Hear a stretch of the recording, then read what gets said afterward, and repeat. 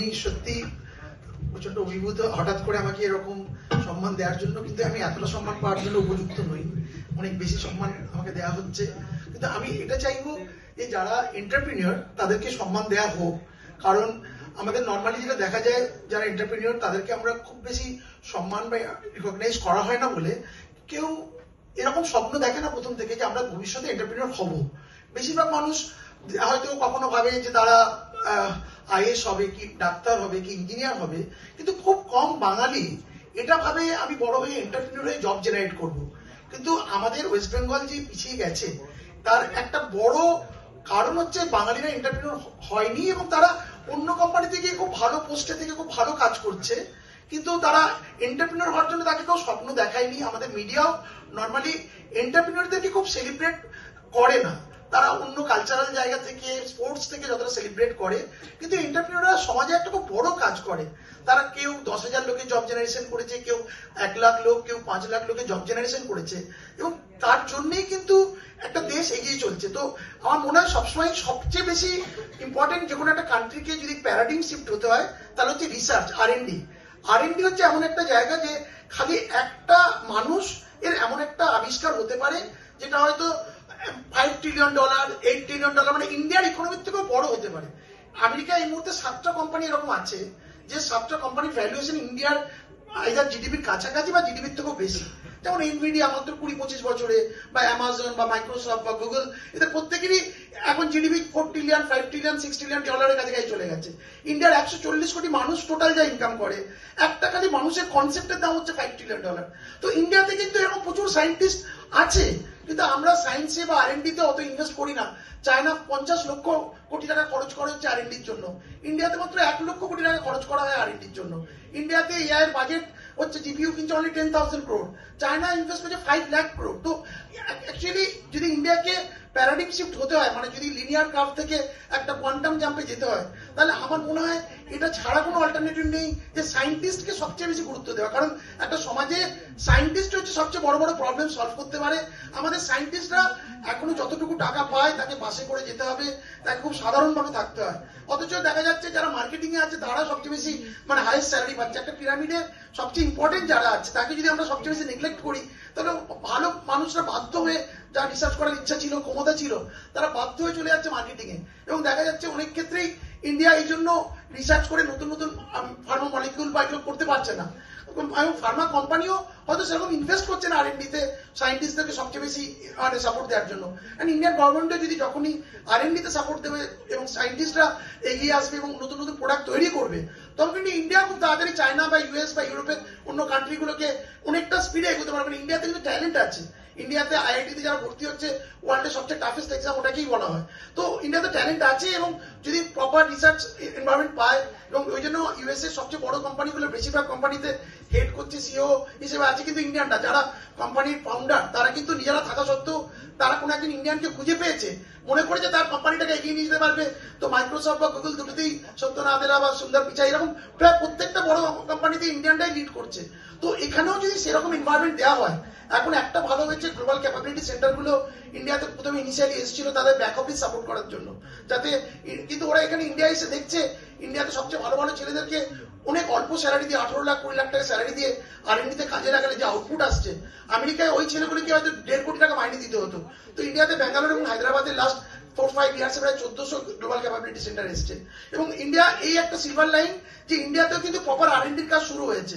তো আমার মনে হয় ওয়েস্ট বেঙ্গলেও যারা এন্টারপ্রিনিয়র হিসেবে বাঙালি এবং নন বেঙ্গলি যারা সাপোর্ট করছেন, আমার মনে হয় তারা সবচেয়ে বেশি প্রণম্য, কারণ তারাই কিন্তু বেঙ্গলকে বাঁচিয়ে রাখতে বা বেঙ্গলে সব ইয়ং জেনারেশন যাতে ব্যাঙ্গালোর হায়দ্রাবাদ না যায় তারা হেল্প করছেন। ওই জন্য আমি এখানে যারা আছেন এন্টারপ্রিনিয়র তাদেরকে রিকোয়েস্ট করবো যে তারা বেঙ্গলে আরো বেশি করে ইনভেস্ট করুন, যাতে বেঙ্গলের ছেলেরা বেঙ্গলেই থাকে, তারা যেন বৃদ্ধ বাবা মাকে ছেড়ে তারা যেন সবাই অন্য রাজ্যে যেতে বাধ্য না হয়। তো আমার কাছে এটা সবচেয়ে ইম্পর্টেন্ট যে সায়েন্টিস্টের পরই এন্টারপ্রিনিয়রাই পারে যে সমাজে এখন একটা সুস্থ ব্যবস্থা গড়ে তুলতে, যেখানে তারা বাবা মার কাছে থেকে বিদেশে না গিয়ে এই রাজ্যে বা এই দেশের উন্নতি করতে পারে। তো লাইফের যেমন একটা প্যাশন থাকে তেমন একটা পারপাসও থাকা উচিত যে আমরা রাজ্যটাকে বা দেশটাকে গড়বো, যেন এখানকার সবাই যারা আন্ডার প্রিভিলেজ ছোটবেলায় ভালো এডুকেশনের সুযোগ পায়নি তারাও যেন টেকনোলজিটা সেই অবধি পৌঁছায়। এইমাত্র অর্কদা যে কথাটা বলছিল যে টেকনোলজির জন্য অনেকে ভয় পাচ্ছে, চাকরি চলে যাবে, এটা সত্যি যে টিসিএস বা ইনফোসিস বা যারা সিটিএস এবং আমাদের উইপ্রো এরা আগে যেমন 6 লাখ 8 লাখের কোম্পানি করতো, এরকম কোম্পানি আর থাকবে না। কারণ 6 লাখ লোক আর লাগবে না, হয়তো 10,000 লোক নিয়ে বাকি 6 লক্ষ এজেন্ট নিয়ে এরা কাজ করে নিতে পারবে। তো বেশিরভাগ কোম্পানি এখন সাইজ ছোট হবে, কিন্তু কাজ প্রচুর বাড়বে কোথায়? এই গ্রাম অব্দি টেকনোলজি পৌঁছে যাবে। একজন চাষির ছেলেও যে এডুকেশন পাবে, সবচেয়ে বড় লোক আম্বানির নাতিও সেই এডুকেশন পেতে পারে। কারণ এখন প্রত্যেকে পড়াবে একজন এআই টিচার। একজন এআই টিচার তাকে পার্সোনালাইজড কোচিং দেবে এবং তাকে তার মতো করেই কোচিং দেবে। এবং যেমন ফিজিক্স ওয়ালা এখন একজন রাজমিস্ত্রি বা একজন চাষির ছেলেকেও ইকুয়াল অ্যাডভান্টেজে ফেলে দিয়েছে, যে তারাও এখন আইআইটি পাচ্ছে, 400, 200, 250 র্যাঙ্ক করছে। এবং তার কারণ মাত্র ইন্ডিয়াতে ডেটা হচ্ছে সবচেয়ে সস্তা, মানে 1 GB ডাটা মাত্র 10 টাকায় পাওয়া যায়, এবং ফিজিক্স ওয়ালা খুব কম টাকায় 6,000 টাকায় সবচেয়ে ভালো এডুকেশন দিচ্ছে। তার জন্য আগে যেখানে একজন চাষির ছেলে গ্রামে থেকে ভাবতেও পারতো না আমি আইআইটি দেবো, এখন তারা ভাবতে পারছে এবং অনেকে আইআইটি দিচ্ছে এবং আইআইটি পাচ্ছে। তো এটা ইন্ডিয়াতে একটা বড় চেঞ্জ, যে আমাদের ডেটা এত কম কস্টে, মানে আমাদের জিও এনে দিয়েছে বা তারপরে এয়ারটেলও দিচ্ছে, তার জন্য সবচেয়ে ভালো ইনফরমেশন এখন সবাই পাচ্ছে। আর এই যে নতুন নতুন এআই টুল গুলো এসছে, এটাও একটা বড় লেভেলার, মানে এই যে technology is a great leveller বলে তার বড় এক্সাম্পল। এখন যে ইনফরমেশন বা নলেজটা সবচেয়ে বড় বড় কনসাল্টিং হাউসের কাছে, পিডব্লিউসি বা কগনিজেন্ট বা এদের কাছে আছে, ঠিক কেপিএমজি, এদের মতোই কনসালটেন্সি পাওয়ার কিন্তু একজন সাধারণ বাঙালি গ্রামের ছেলেরা আছে।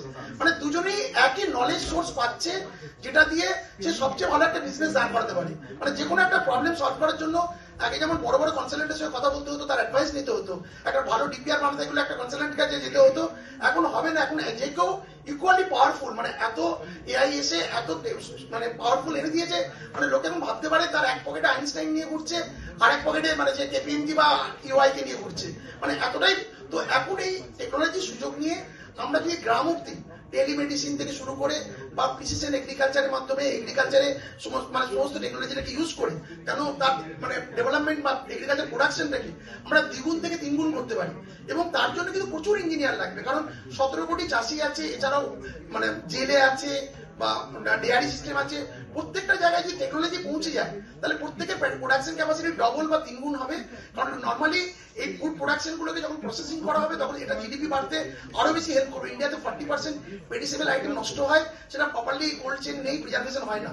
এবং এগুলো যদি প্রসেস ফুডে ট্রান্সফার করা যায় এবং যদি আলটিমেটলি এক্সপোর্ট করা যায়, দেখা যাবে এই প্রান্তিক চাষি বা জেলে বা এই ডেয়ারি সিস্টেমে যারা আছে বা অ্যানিমাল হাজবেন্ডারি যারা আছে, তাদের প্রত্যেকের ইনকাম বাড়বে। তো 17 কোটি চাষির কাছে এই ইনফরমেশন পৌঁছে দেওয়ার জন্য 1-2 কোটি ইঞ্জিনিয়ার লাগবে।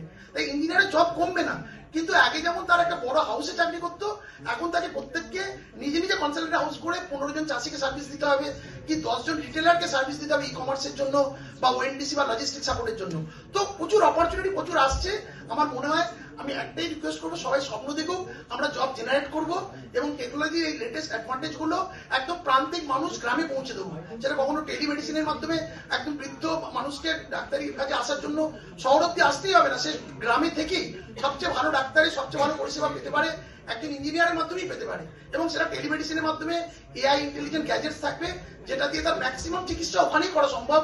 হয়তো 1% ক্ষেত্রেই তাকে শহরের চিকিৎসা কেন্দ্রে বা হাসপাতালে আসতে হবে। তো এরকম প্রত্যেকটা ক্ষেত্রে এআই অনেক অপরচুনিটি এনে দিয়েছে। আমাদের খালি মেন্টালি প্রিপেয়ার থাকতে হবে। আমরা জব খুঁজবো না, আমরা টেকনোলজিকে ইউজ করে জব তৈরি করব এবং আলটিমেটলি ইন্ডিয়া মানে বেঙ্গলকে আমরা আবার নতুন করে ঘুরে দাঁড় করাবো।